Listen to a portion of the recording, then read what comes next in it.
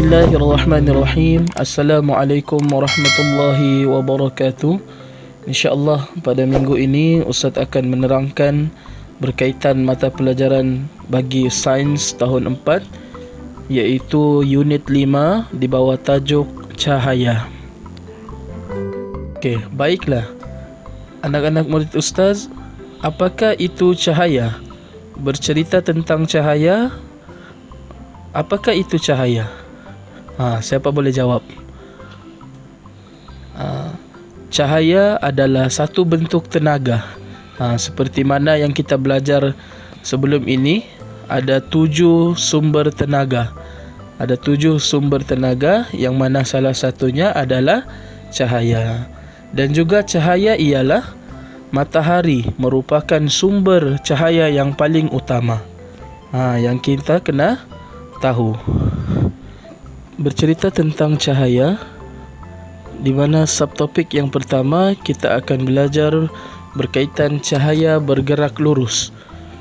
Sifat cahaya adalah cahaya akan bergerak lurus dari sumber cahaya. Contohnya, bagi kenderaan, cahaya lampu kereta, seterusnya cahaya lampu tidur dalam bilik, dan cahaya matahari yang menerangi bumi.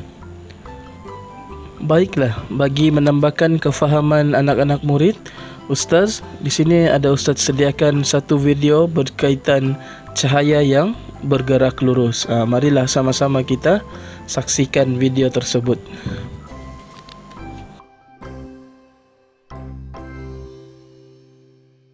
Ia adalah pagi Sabtunya indah dan Jessie masih lagi tidur. Cahaya matahari mula masuk ke dalam bilik tidur Jessie dan mengejutkannya. Jessie membuka matanya perlahan-lahan. Cahaya daripada matahari membolehkan Jessie dan kita semua melihat kecantikan persekitaran kita. Cahaya adalah satu bentuk tenaga.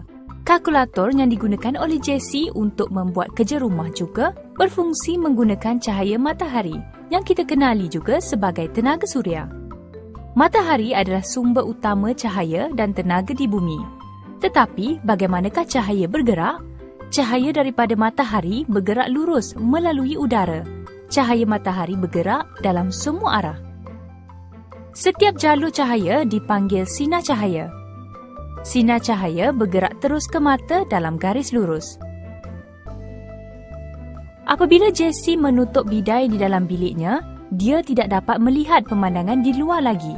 Ini adalah kerana cahaya daripada luar tidak dapat melalui bidai tersebut. Cahaya bergerak sangat laju pada kelajuan 300,000 km per saat. Ini bermakna cahaya daripada matahari sampai ke bumi dalam kira-kira 8 minit. Kita teruskan dengan subtopik yang kedua dalam bab cahaya, iaitu kejelasan bayang-bayang. Baiklah, anak-anak murid Ustaz, berkaitan dengan cahaya yang bergerak lurus tadi, apabila ada sesuatu objek yang menghalang cahaya yang bergerak lurus tadi, maka akan timbullah bayang-bayang. Di sini kita akan lihat kejelasan bayang-bayang bergantung kepada 3 jenis objek, yang mana 3 jenis objek tersebut ialah, yang pertama, objek jenis lut sinar, yang kedua, objek jenis lut cahaya, dan yang ketiga, objek jenis legap. Plastik berwarna adalah contoh bagi objek lut cahaya. Yang kedua, plastik jernih merupakan contoh bagi objek lut sinar, dan kayu merupakan contoh bagi objek legap. Dapat difahami dari subtopik kejelasan bayang-bayang ini bahawa yang pertama, objek lut cahaya akan membenarkan sebahagian cahaya melaluinya. Yang kedua, objek lut sinar pula membenarkan keseluruhan cahaya melaluinya.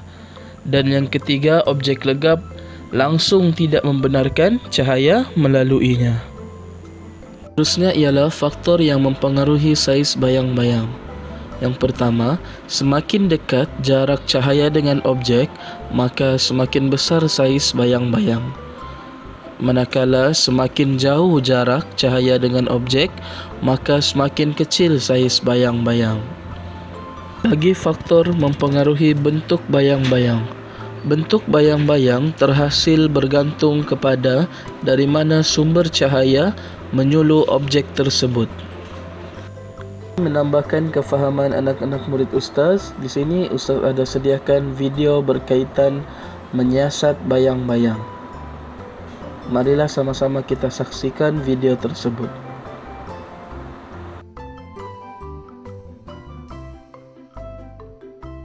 Michael dan keluarganya berada di ruang tamu.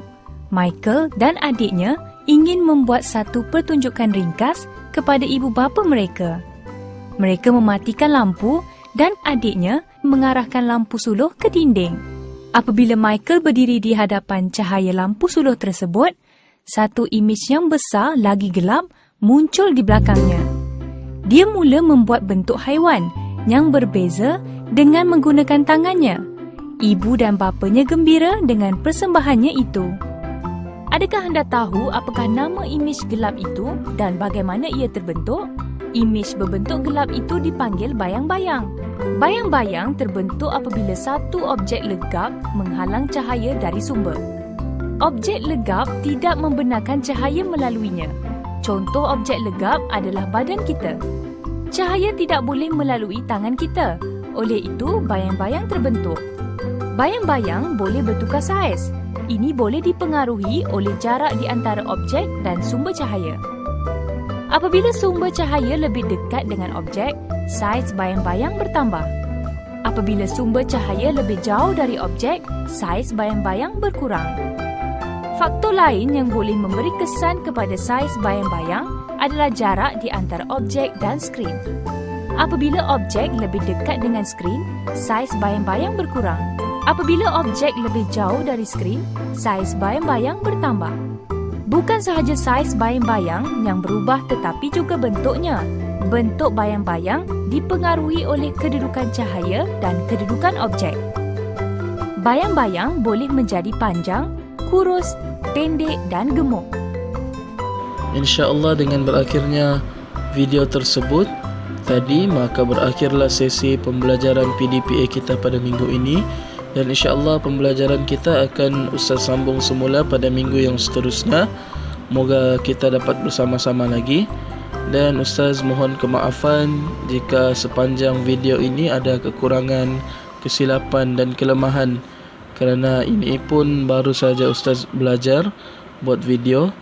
Mudah-mudahan anak-anak murid Ustaz faham apa yang Ustaz sampaikan. Dan jangan lupa buat kerja rumah yang Ustaz berikan, InsyaAllah.